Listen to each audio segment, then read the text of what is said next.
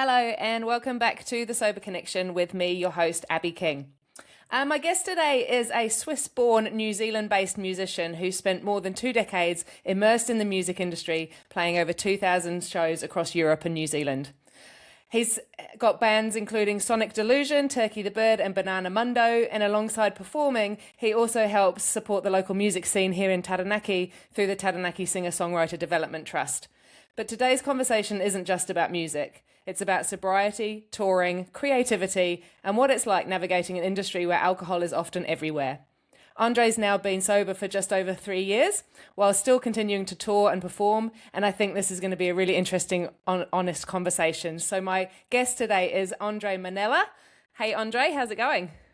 Kia ora. Thanks for having me on, Abby. You are very welcome. You're very welcome. So we met a few years ago when you were just kind of in the early days of your sobriety, and I know that you were Yeah. sort of reaching out, trying to find other sober people. Surely there must be somebody else that's sober in our town, and I kind of answered that call. So we've sort of met up for cups of tea ever since then. Mm. Congratulations on almost 3 years. Over 3 years, sorry. That's awesome. Yeah, over 3 years. Yeah, no, I truly appreciate what you've done for me. The little catch-ups and the little um, check-ins, and it's not like we were hanging out all the time, but when we did, it was always really, really good for me.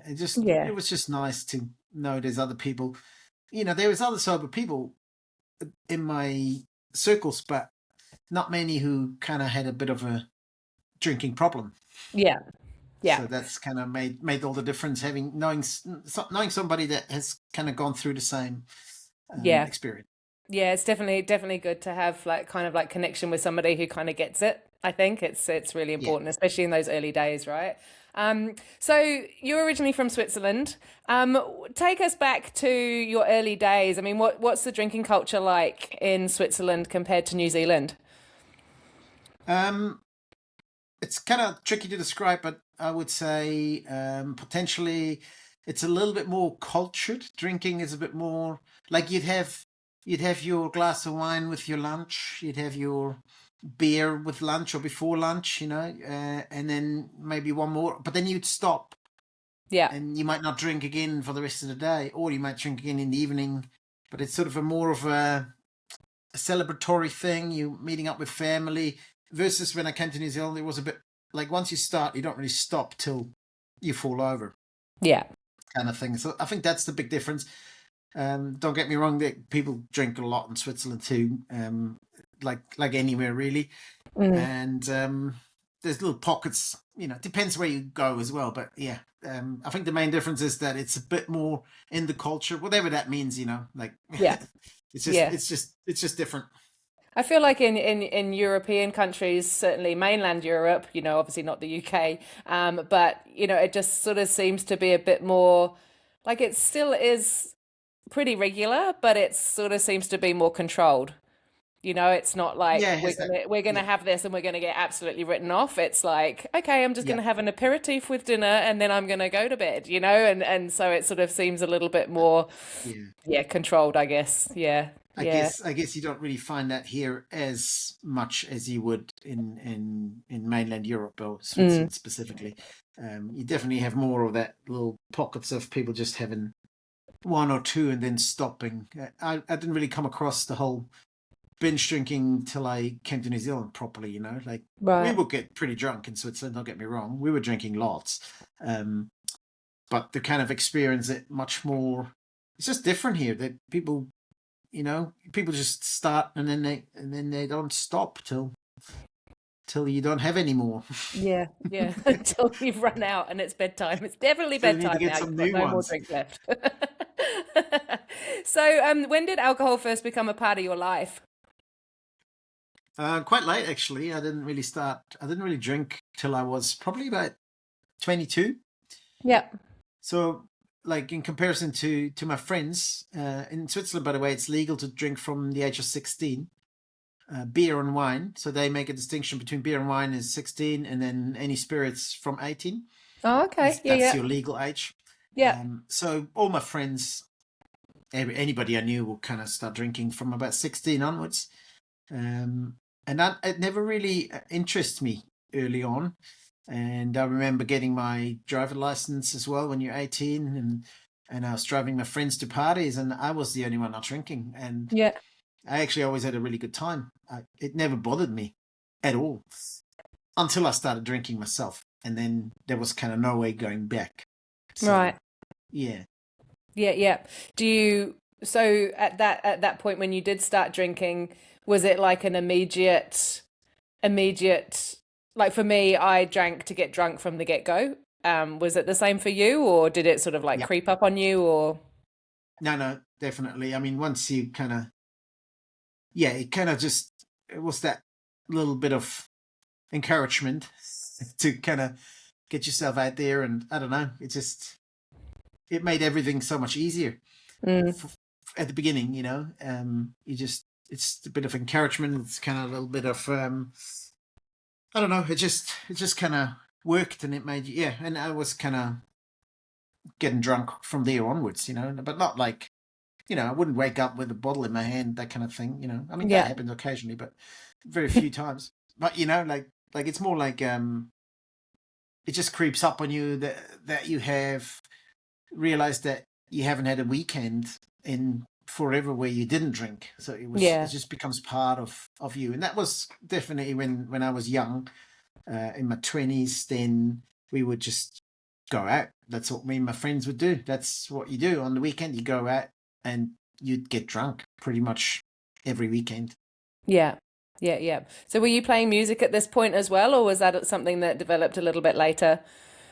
I was sort of starting. I came to the music a bit later. I mean, I was always playing music, but at that time, I was actually, me and my friends, we were running a little underground bar. So basically, an illegal bar in the industrial area of where we lived, and we didn't really start till midnight onwards, and we would go till 8, 9 in the morning.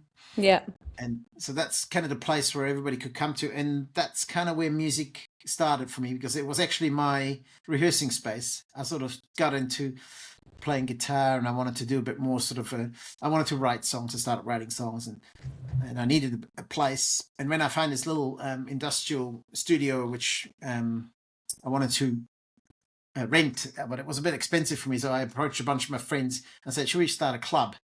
So during the week I could use it for rehearsing, and then on the weekends we'd have a party in there. So we started building a bar inside, and we fit like 50 people, and we had a little small stage at the end, for some bands, and we ended up having bands most weekends. And yeah, that's kind of where music, and often I was the music, sometimes I was the music. I was a DJ at the time as well, so I was hmm, doing always somewhat the music. And yeah, and then you just have a bar right in front of you, and a whole lot of people having fun all night long. yeah. Yeah, yeah, yeah, yeah. That's quite a cool origin story though. With yeah, Yeah, it let's was just good. make a It was a club. good time. It was a good Yeah, time. I don't deny that at all. Like we had great fun, and met a lot of people, and yeah, yeah. got up to some stupid things. Yeah. Yeah, as you do, as you do. So, when did you, so did you feel like drinking was kind of like part of your identity as a musician? Sort of once you kind of got established as a musician and you started touring and stuff? Not really part of my identity, I don't think. No, but it's certainly, um, as a musician, in most cases, you're performing to entertain people, and more often than not, smaller gigs. You're in a pub, you're in a bar, you're at somebody's birthday party, somebody's leaving due, whatever. It's usually around people drinking. So it's Yeah. definitely always you're always amongst it. And yes, you kind of have, you talk yourselves into these little things where you think you got the perfect um, recipe for this amount of drinks before I play. I would never play drunk. I've never done that. But I'd have this little thing where I felt like an hour before the gig I could have one or two or maybe Mhm. three to just get me in this nice zone where I felt like I was at my best. Yeah.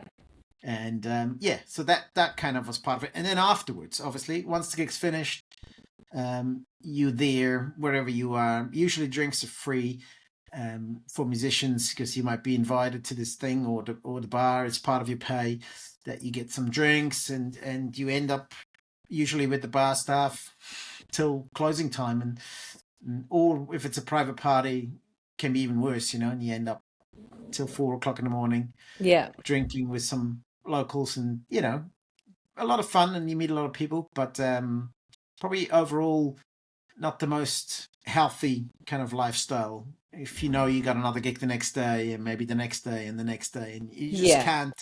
you just can't sustain it. It's just impossible.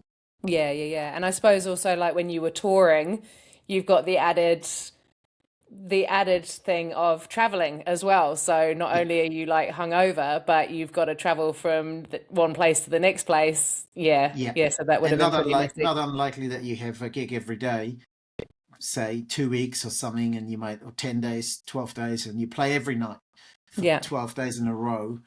Um, yeah, and you somehow manage. You have a bit of a party, and then you might go to bed, and and you get up and drive your 2, 3, 4 hours, whatever you need to go, and get to the next place and do another sound check and do it all over again, and then have a completely new bunch of people who also want to have a good time with you, and so, so it yeah, all starts again and again, and it is pretty tiring, and it's quite tricky. And looking back now, I'm quite amazed on how I actually managed to do it, because I couldn't imagine it anymore. yeah, yeah, yeah, yeah.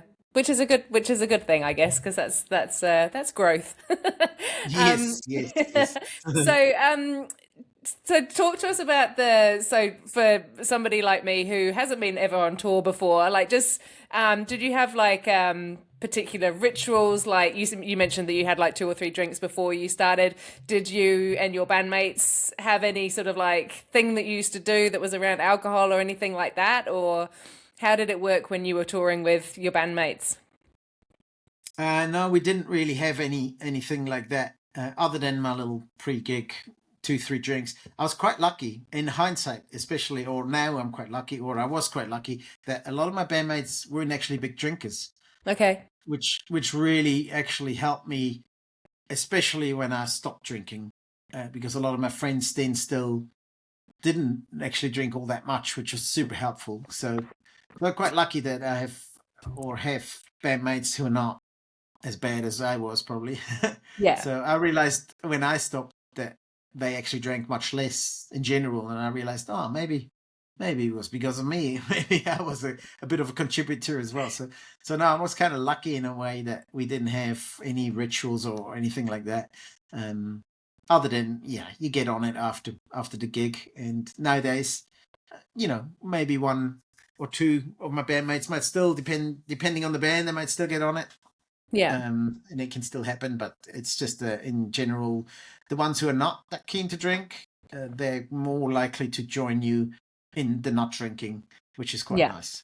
Yeah, yeah, yeah. Yeah, yeah. Do you think that you used to romanticize the lifestyle a little bit when you were drinking? Yeah, maybe to a degree. Yeah, I think it's just, yeah, it just comes. It kind of, it's like part of the picture of, the musician and the drinks and all that. It's part of the picture. But to be completely honest, I actually, for quite a long time before I stopped drinking, I romanticized some people that I knew were sober. I've always Yeah. noticed them, and particularly musicians, friends of mine, that I knew they were drinking a lot more once upon a time, and they stopped. And that always, I was looking up to those people. I was like, Yeah, wow, right. how do Yeah. they do that? Yeah. That's incredible. Like, one of them was like sober for 2, 3 years when I found out, and it just blew my mind, really. And yeah, so I think I romanticized some examples of musicians that I looked up to, or that are friends of mine, who kind of do the whole music thing without the drinking. So I felt like Yeah, I right. was jealous. I was like, that looks awesome. I want to be that guy. Yeah, yeah, yeah. That's cool. So you had like positive Yeah, positive influences as opposed to negative ones. Yeah, that's really definitely. cool. Do you think that I know you said again that you only had like two or three drinks, but do you think it affect like now in hindsight, do you think that those two or three drinks affected your performance and your energy at all or 100%. Yeah. yeah. And, even maybe not all the time as much as you might think. Like maybe the 2, 3 before weren't as bad. But then by gig 3, gig 4, gig 5, Yeah, big gig 12. it's just there's no comparison to the amount of Mm. energy. I've done actually a very similar tour one year. That's the year before I stopped drinking. And it was a 2 week stint in the South Island. And we did the whole thing, and we were drinking and we were having fun, and it was a great time. And then we did almost an identical tour a year later. I was about 6 months sober, and we did it without drinking. And the difference was incredible. Yeah. Like the energy we had still in the last gig, even, like we were like on the year before, we were just we were running on 50% by the fifth gig Mm. out of the 10 or something, and then it slowly sort of declined in the end. You still kind of deliver, and you kind of you somehow manage, but yeah, if you filmed the two and put them beside each other, I'm 100% certain that our second tour was obviously a lot better, because we had just so much more energy, and yeah, it just took a little while to get used to the fact that I can actually do the same thing that I was doing before without the drink. Yeah, for me it was more in the head, just kind of like being not giving alcohol that kind of praise it's often given of doing the job for you. It's actually Yeah. not. It's me doing Yeah. the job. And it's just kind of taken away my yeah. You kind of give it to the alcohol. It's like, oh, it's because I had 2, 3 drinks. That's why I was in a good mood. But I can now perform and be in a good mood without having 2, 3 drinks. So it wasn't the Yeah. alcohol. Yeah, yeah, yeah. The alcohol actually gets like a lot of credit for good nights out and stuff like that. I think I talked to Victoria Vanstone from Sober Awkward in my first season, and we talked about that. Like how yeah, you always kind of like give the credit. Oh, it was such a great night out, and it must have been because I got like because I drank and I got really pissed. But actually, if you Yeah. took that away, like the people that you're with and the atmosphere and what you're actually doing is the good stuff, and alcohol just sort of takes the credit for it, which is seems a bit unfair, really. But yeah, Totally, yeah, totally. And I actually, there's a lot of memories from my early 20s when I wasn't drinking, early 20s, before I was drinking, with friends. And I just, like sometimes it blows my mind that it took me so long to figure out, to kind of relearn to have fun without the drink, yeah, because you can have the same amount of fun if you want to. It's not, you just do the same things. I think it's so stupidly simple that it's almost embarrassing, but you kind of like, really, you can do exactly what you did before, just do it without drinking. yeah, It's so stupidly simple. yeah. It's not um rocket science. it's not rocket science. It's like, No. oh, but what am I going to do when I go to a music festival? I was like, well, you just go to a fucking music festival Yeah, and just yeah. don't drink. It's And you just, don't, yeah. it's so good because actually I've done that. I did that. I went to the UK and I was I had my 150th day sober when I was in the UK. So I was around that mark and I went to Boardmasters down in Newquay with some friends and I didn't drink. And I went to all 3 days. They had some amazing bands and it was the first time that I'd ever been to a live event without drinking and I didn't spend any money. I didn't queue up for the toilets the whole time. Like I literally listened to the music, which is like what you go to concerts for, right? I mean, I paid all this money to go to these concerts and the amount of times that I was just spent, 80% of the time just queuing for drinks or queuing for the toilet Yeah, was like that's absolutely that's ridiculous. And you'd always be queuing for the toilet and you know that the portaloo is absolutely disgusting and your favorite song would come on, but you were in the queue and so you'd miss your favorite song and it was like, fuck, like sounds what am I familiar. doing? Sounds But familiar. And you yeah, kind of end up like you almost, well, for me, I almost started, like the moment you have your drinks, and you might be okay for a bit, and then you go like halfway through your drinks, and you're already thinking about, okay, am I going to get the next one soon? Or maybe should get two, or maybe because there's a long line, I might just get four, and yeah, then I'll be sorted for a bit. yeah. And Oh, you'd always you get kind of, the tray of four and then try and carry that down the stairs after a few yeah, drinks. that'd be easier, and then I don't need to go back for it, but then you need to go to the toilet. Anyway, the whole planning and the amount of headspace it was taken up is actually one of the things that really I was looking forward to getting rid of. Let's Yeah. just not worry about all this shit Yeah. and just be there for the music or for the people, whatever you're there for, Yeah. and enjoy that side of things without the drinking. And yeah, it's so stupidly simple, but for me, that was like a revelation. Like a game changer. Yeah, it's like, oh, what? I can do everything I want just without drinking. Yeah, Sweet. and save money. Yeah. Yeah. Did you think that did you ever have a fear that quitting drinking was going to have an effect, like a negative effect on your music career? No, no, not on my music career. No, I was pretty convinced that I can do a better job sober. Yeah. And I suppose if you you had those people that you were being like influenced by as well, knowing that they were still doing it, then I suppose that would have been like, oh, well, if they're doing it, then I can too, I guess. yeah, 100%. And then you look at all the big name musicians who are still doing it for a long, long time. You can go through a list of people. There is not many who are still taking drugs and Mm, drinking all the time. Not the ones who are still going, and the ones yeah. who are still successful, and the ones who are still touring and doing all of that. There's a whole lot of really famous musicians who stopped drinking years ago because it's just not possible to do this Yeah. job It's not sustainable. while Yeah. drinking. Do you think that alcohol was tied to your confidence on stage Uh, yes and no. at the I think time when you were drinking? yes, yes. At the time, I probably gave it credit.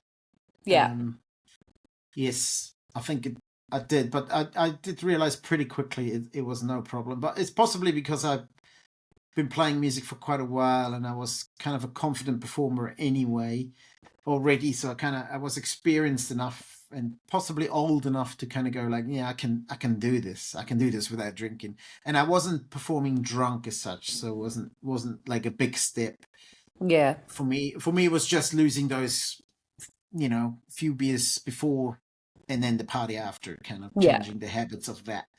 Yeah. The on stage has never really been a problem for me that I'm kind of, I've always kind of been professional enough not to do that and Yeah. not to get drunk on stage. Yeah, yeah, yeah. So those drinks beforehand were just to loosen the inhibitions a little bit and just yeah, Yeah, yeah, yeah. yeah, But again, that's interesting that we I had this, when I talked to Paddy Gower, we talked about how we both started drinking for confidence and then you're kind of when you're deciding to quit, you're like, well, how will I talk or how will I do anything without it? Because alcohol gives me confidence, right? And then you realize that actually we're just as like I'm more confident now than I ever was before, I think, and it's mm, interesting. You have all these limiting beliefs about alcohol that they're saving you and they're making you this and that, but it's all bullshit really, isn't it? yeah.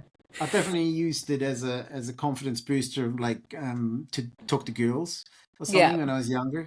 Like it was one of those things where I could have never imagined talking to a girl that I liked, like sober. That would have been kind of almost scary. Yeah. So that Yeah. confidence booster for sure, but it hasn't really been that for me for performing. Yeah. Oh, that's good. That's good. Did you always know deep down that your relationship with alcohol was unsustainable? You sort of said that when you started at 22, you were kind of like straight into it. It actually never crossed my mind until ah maybe 5 6 years ago. I'm now 3 years sober, so maybe 2 3 years before I stopped drinking, it Hmm. it crossed my mind occasionally. Growing up, no, hell no. You was just he's just amongst everybody else doing exactly the same thing. Yeah. Never crossed my mind at all that this could be potentially a bad idea. Yeah. Which is funny. It just shows you how strong culture is and the people you're hanging out with and what you're around. But it's sort of, with age, you sort of get a bit smarter as you get a bit older. And you might think about longevity a bit more. You think Mm. about your own mortality and things like that. And you just slowly have a slightly different approach to life, I reckon. And Yeah. yeah, so the last maybe 2 3 years, every so often, I will be like having a really big night and I'd come home and be like, oh my God, what is this? I don't want to really do this anymore, or you Yeah. wake up with a massive hangover, classic, it's like, I'm never drinking again, until that night The or next whatever, time. or the next day, and you go again, and you're like, oh, well, it's not that bad. It's not that Yeah. bad until you have a hangover again. So yeah, you're gonna have your moments, and I probably had about 2, 3 sort of more serious moments where I thought, wouldn't it be nice not to drink, and but you kind of push it aside because you just, the next opportunity comes along, and you're like, whatever, and you kind of ignore it until you can't ignore it anymore. Yeah. So what did the process look like for you for quitting? Did it take you a while, or was it gave up and you were done, or how did that look for you? So it looks different for everybody, right? Yeah, yeah. I think for me it was pretty instant. Yeah. I I just woke up one Sunday. I didn't even have a huge night. I wasn't hungover. I did have a few drinks, but nothing crazy. I went into town with a friend. There was nothing on, and people who know New Plymouth, if there's nothing on, it's usually not a massively good night. If you go into town, it's not. It's never amazing, unless you know what you're going to see, or some kind of live band or something. But anyway, it was one of those average nights, and I ended up drinking a bunch of vodka, something else, and I just didn't even feel like I was getting drunk anymore.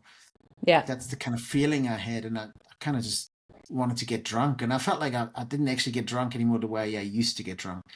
That sort of slowly declined. Or you need to drink more and more and more to even have the same little bit of the 5-10 minutes where it feels amazing shortly, and Yeah. then you try to chase that again all night. And I woke up that Sunday morning, and I just had this. It was like an epiphany. I was just like, I've had enough. I've had enough. I need to stop. I want to stop. And I started Googling how to stop drinking alcohol, because Yeah. I had no idea where to start. Because I knew if the next opportunity came along, I'd just throw it out the window, So I Yeah. needed I needed a plan. Yeah. So I ended up finding the Stop Drinking Expert, which Craig Beck is his name. Oh, Craig Beck. Yeah. Found Yeah. his page Yeah. and watched a couple of YouTube videos, and yeah, I just signed up for his online course, which is watching a bunch of videos over about a month. Yeah. And yeah, that's the moment I stopped drinking. I just like he kind of gives you money back guarantee. So I was like, well, I've got nothing to lose here. Mm. If it doesn't work, I'll get my money back. I'm pretty sure there was a money. Maybe I imagined that, but anyway, I kind of thought, okay, lots of people have done it, so surely I can do it. And yeah, so I just went from there and watched these videos and stopped drinking. And then the weekend after was like WOMAD, which was like the biggest music festival in New Zealand that I go to anyway, and Yeah. like the ultimate drinking weekend, and I was like, oh my god, timing's absolutely stupid. So, but no better time than right now. So I just kind of battled through that weekend without drinking. It was actually okay. It was pretty hard. I have to admit, Yeah. pretty hard. But I didn't drink. Great support from my partner, and yeah, I just kind of went from there. And then 1 week makes 2 weeks, 3 weeks, and suddenly you're in a few months, and before you know it, you have a 1 year anniversary, and you're like, holy shit, what just happened? And yeah, now Yeah. I'm 3 years down the track, and obviously along the way, I'm super grateful to you, Abby, for catching up with coffees. That was probably in my first year when I met you, or Yeah. just 1 year, maybe even. So quite Yeah. vulnerable and still kind of like really looking for my people and looking for my community. Yeah. Um, I have to say I'm very lucky and I'm very grateful to a lot of my friends who are not big drinkers. If most of my friends were big drinkers, this would have been so much harder. And I Yeah. really look up to people who have to, deal with kind of having to, I lost a few friends along the way, I'm sure, and some people think I'm probably an idiot, and you know, and there might have been friends, or there might have been people who I thought were my friends, but they're not really, and um, so you kind of just, yeah. So for me, it was instant. The stop drinking was kind of instant. Yeah. I didn't really struggle. Well, I struggled. It was not easy. It was not easy, but you kind of make your way through it, and you come out on the other end feeling pretty amazing. And it doesn't mean you're everything is just beautiful and roses all day every day.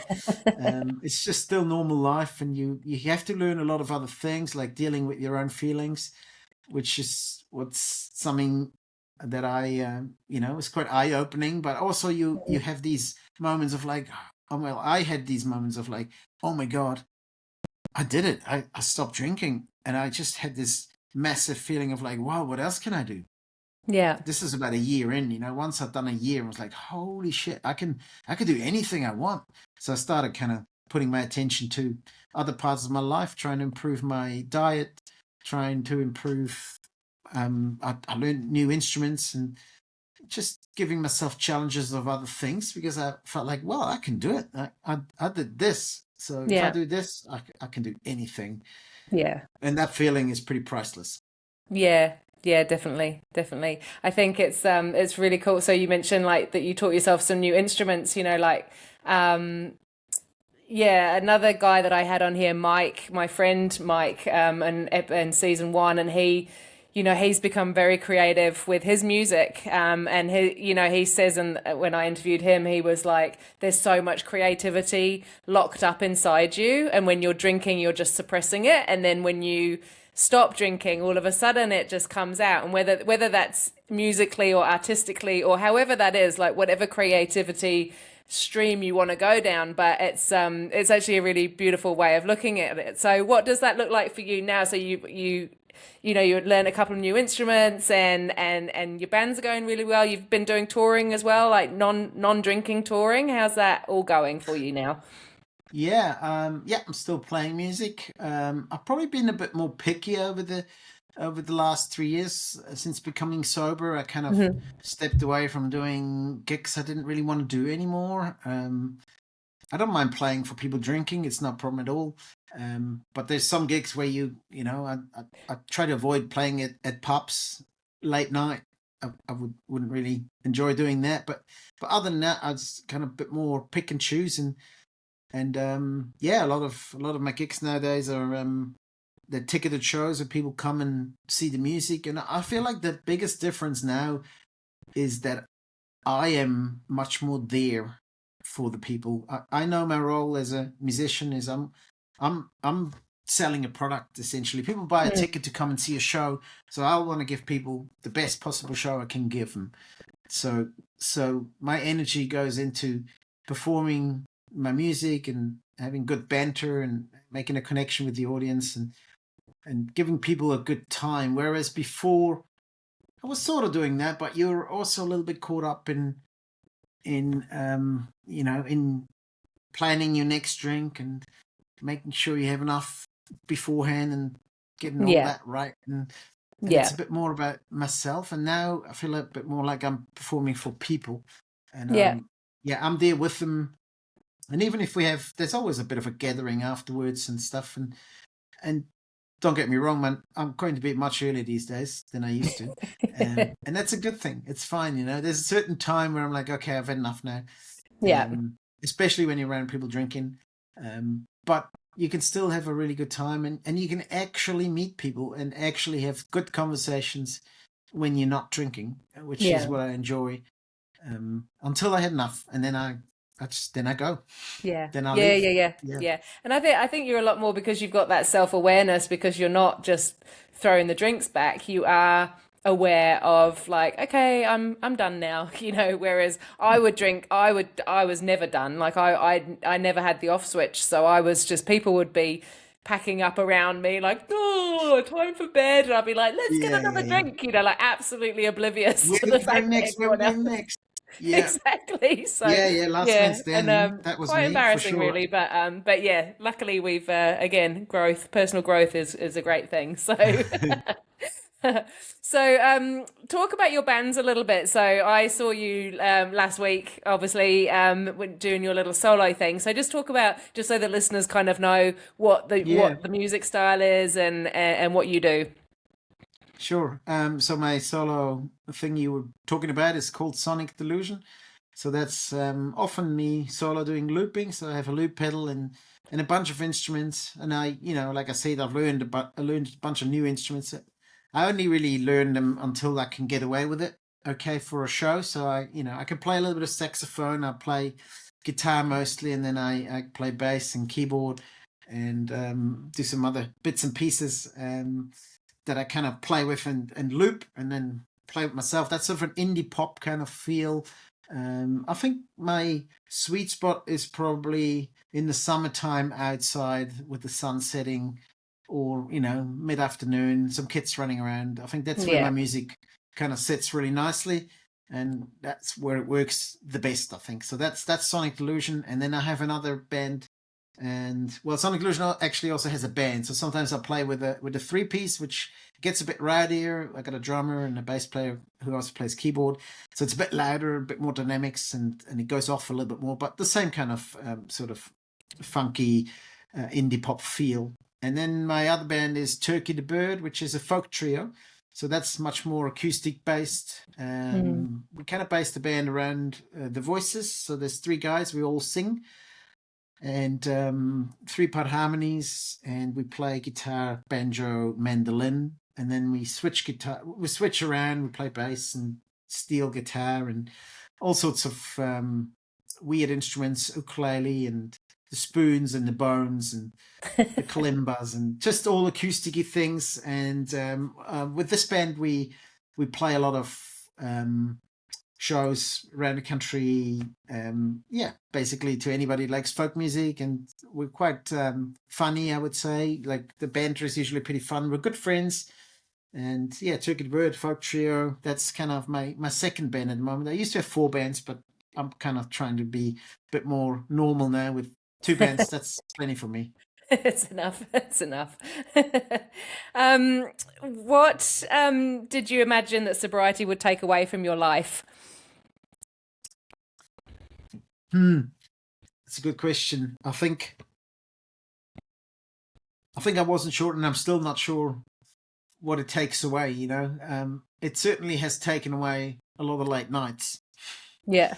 out in a town or somewhere at a party, um, which sometimes were fun, and sometimes they were actually not. So I think it's taken away maybe a little bit of that, but that was probably, I think my hobby was going out. Like that was kind of like who I was. It's like, Mm. oh, what do you do? Well, I go out, have Yeah. have fun.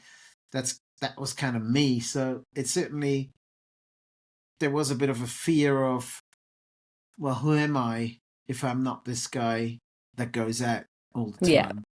time?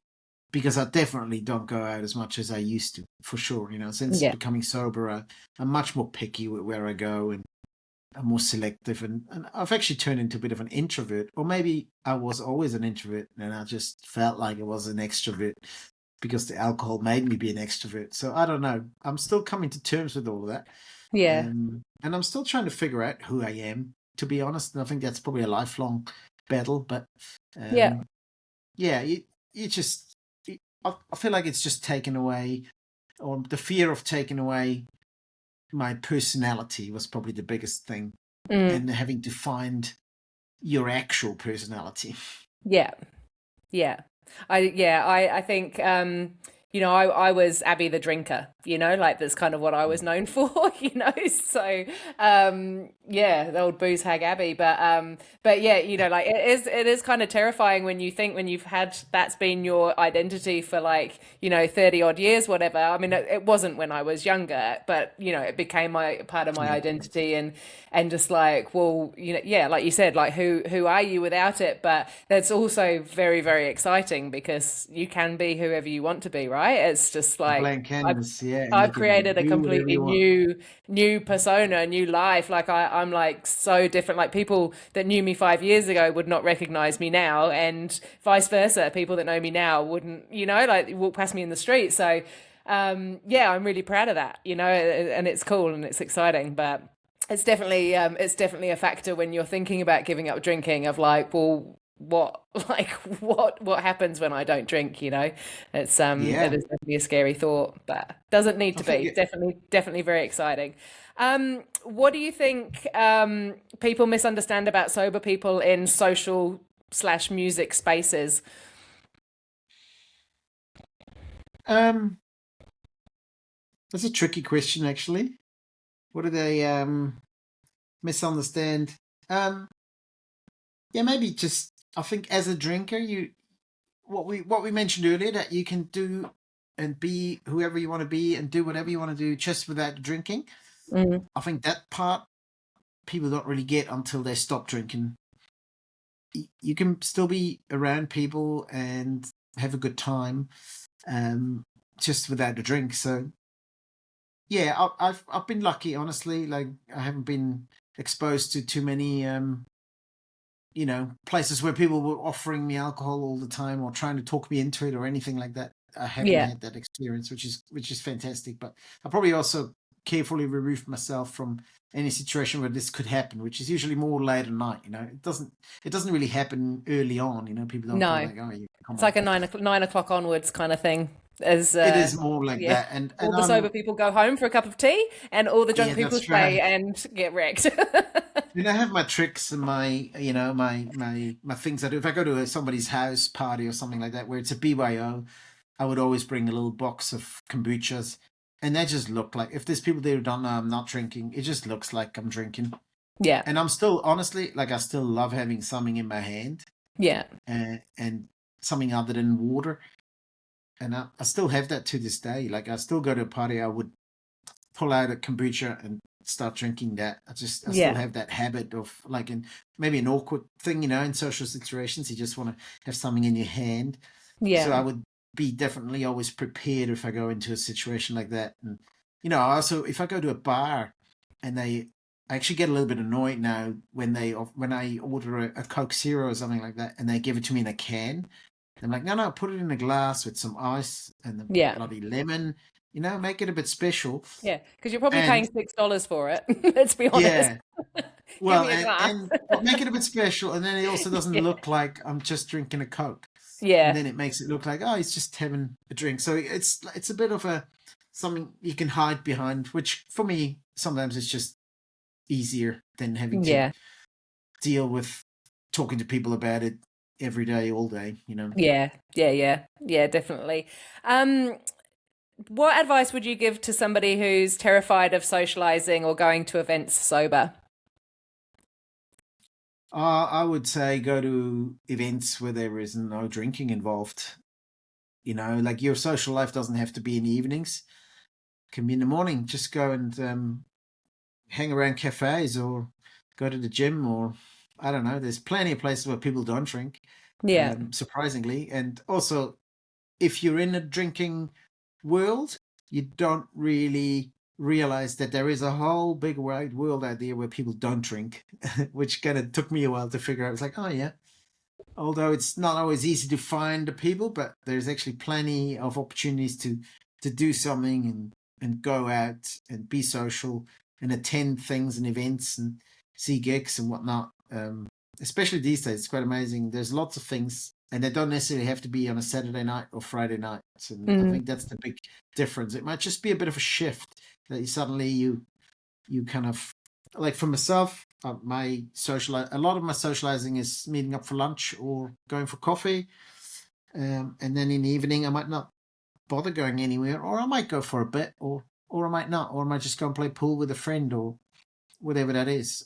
Because yeah, I also, end up playing music, and so I get a lot of that sucks a lot of my social time where I'm like exposed to people and you're yeah, social, and then you want to balance that out a little bit again and maybe just be home for a weekend, which is nice too. So yeah, I would say to someone just look for other things to do, and there's other exciting things out there. yeah, yeah, yeah. No, good advice. What's one thing sobriety gave you that you never ever expected? um Definitely the feeling of I can do anything I want. I didn't expect that at all. I just thought, okay, I'll be just manage to not drink. Yeah, um but it actually gave me an amazing feeling about one year down a track. where I was like, wow, I could do anything I want, sort of like blank canvas, and you're like, wow, I could do anything, because it just gave me that confidence of like, oh, if I do this, I could do this, or I could do this. No, it's so that's the I did not know that was going to happen. Yeah. Yeah, no, that's cool. That's cool. If someone's listening and they're stuck in the cycle, the cycle that we all get stuck in for a while, what would you want them to know? What's a couple of little nuggets of advice that you would give somebody? Oh, I think just I think it'd be good to just give it a go. Yeah. It doesn't have to be forever. It can be scary to think something is forever. So maybe for me, it worked really well like that, but for other people, it might not. So maybe just dipping your toes in it and just go, well, I was just going to do this for a year or for a couple of years or whatever, or for 3 months or something, just to see what it's like. And, Mm. Maybe, baby steps. Yeah. So it's not as big of a thing, because it is pretty overwhelming when you're thinking about, and now I'm not going to have any drinks for the rest of my entire life. It's Yeah. like, what? Are you kidding me? What about when the music festival is on? What about blah, blah, blah, And you end up, it's just too hard basket. So, Yeah. so I reckon look at it in smaller steps. I didn't do it like that, but I think this is one of the things I've learned later on by listening to lots of podcasts. That was really helpful for me. Listening to lots of sobriety podcasts, which are super helpful, and there's some really fun ones out there, and different flavors. So just have a listen to people, and you find that a lot of these people actually have something in common with you, and you're not that crazy, and you're not the only one in the world. I think that's another big thing, that you're not alone in this. There's Yeah. so many people who have this problem and this revelation of like, oh, okay, well, maybe it isn't normal to just get shit faced every weekend or every weeknight and whatever you Yeah. do. And there is a different way to do it. So yeah, just don't be scared. Yeah, yeah. No, that's cool. I think the forever thing is, yeah, you're right. I know, and like the people that I've worked with, I say it doesn't have to be forever. It just has to be for now, like just a little bit of a break. And whether we go for a week and then it's working, so we'll go for another week, or whether we want to stretch it out to 3 months and then you see how you feel at 3 months and keep going with the idea, I guess, that especially once they've got further down the track, is that they go, well, I've done all these birthdays and these firsts, especially if they've got past a Yeah. year. Why would you go back? Because hopefully their life has been enriched enough without it that they don't need to go back. It doesn't always happen, but it's just, yeah, definitely for I knew I had to make peace with it being forever, because I knew that, like, and still now, 4 years down the track, I still think if I was to have that first drink, that would send me. It's just not worth the risk. I just don't want to risk it. But Yeah. yeah, when you're first starting out, I definitely didn't want to think about forever when I was first starting out. So it's definitely a good thing to think about. Just baby steps, one day at a time. I still do one day at a time. It was sort of One day at a 1,500 days time. down. And So learning, like I found, listen to the podcast, reading books. There's some really good books out there, and what did it for me in the end, what kind of flicked the switch in my brain was literally educating myself yeah, around alcohol and what it yeah, actually does to you. And once you understand that, or once I understood that, there was no going back, yeah, and there is just no going back. It's just like, well, I need reminding every so often. So I still listen to podcasts yeah, about alcohol, sober podcasts. I'd read a book, that kind of thing. So I still kind of remind myself less often than I once have. I would have religiously listened to podcasts every second day to kind of keep myself reminded, and that was really, really helpful. But that's kind of faded away a little bit as the sobriety went on. hmm, But every so often you hit a moment and you're like, oh my god, maybe I could drink responsibly. But I know that I couldn't, and I no, know that wouldn't work for me. And also just because I know what alcohol does to me, there's just no way I could ever go back. It just wouldn't work in my head. Mm, I'm too clued up about it now. I'm like, yeah, yeah, no, I've seen behind the curtain, yeah. and I don't want to look back. Yeah, no, fair enough. That's great advice, Andre. Um, all right, what's next for Turkey the Bird and Sonic Delusion? We got a few shows coming up with Turkey the Bird and Sonic Illusion actually as well. But Turkey the Bird, I think we're going. The next bigger thing for us is, well, we're doing a little weekend away in Wellington and Kapiti Coast, a couple of house gigs to try out some new songs. We had a Hmm. songwriting weekend not too long ago Yeah, a where couple we of wrote some weekends new ago, eh? songs. So Yeah, yeah, and yeah, very so cool. that's exciting. That was really cool. So we have a whole bunch of new songs. So now our new approach is we're going to, rather than recording the songs, we're going to just start playing them and Yeah, see cool. what the reaction is like, because we're a live band. So that's what's going to happen soon. And then a couple of weeks after that, we're actually off to the Tussock Country Music Festival in Gore.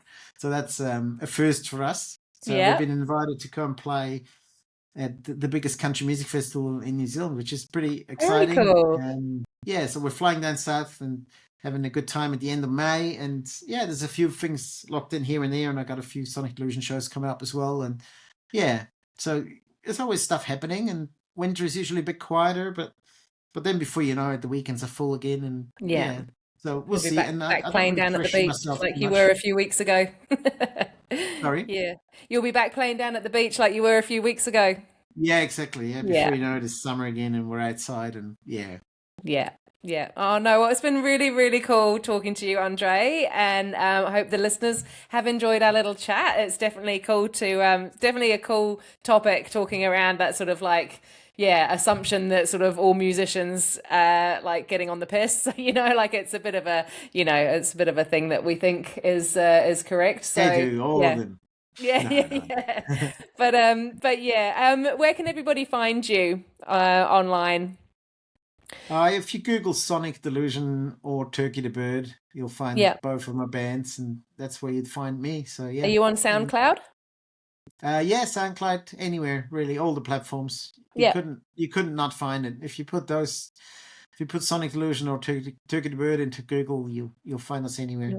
Yeah, cool. All right. Well, I'll put some stuff up in the show notes. I'll grab Cheers. some details off you after this. But yeah, amazing to talk to you, Andre. Thank you so much. Congratulations on your 3+ years of sobriety. It's really cool. And yeah, I hope the listeners enjoyed that. And I will speak to you all next week. All right.